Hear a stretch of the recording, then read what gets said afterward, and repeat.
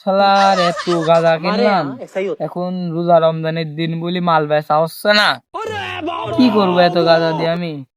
কি কিছুক্ষণ বসে থাকি, সালপাল দেখি আসে থাকছে নাকি। কয়েকটা সালপাল তো এখনো খাচ্ছে, দেখি এখন কেউ আসে নাকি।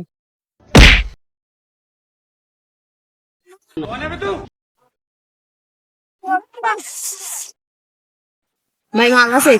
মাল তো আছে, করা হবে নি? করা হবে না, কতটুক লাগবে নি কয়? দেখতে লাগো রমজানের দিনটা একটু চেপে চুপে দিয়ে। আর এই যে হালকার বাদ দিয়ে নিলাম মাল কয়টা, দেখিলাম যে মাল দেখো।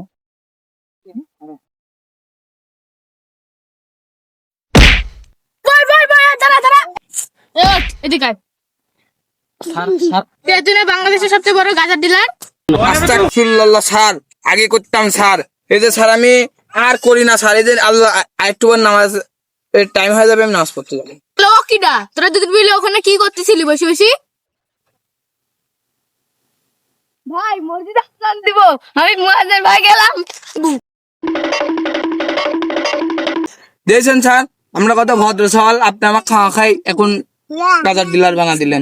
না, তুই যে বাংলাদেশ টপ গাঁজার ডিলার ছিল আগে।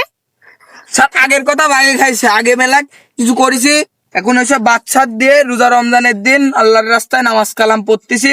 তা আপনিও যান, মসজিদ থেকে আজান দিতে গেল, তা আমিও যাই, কলারটা চুপ করি। স্যার গাজা লাগলে ডাইকেন। Zile, zile, zile, zile, eu alerg, iar mile, mile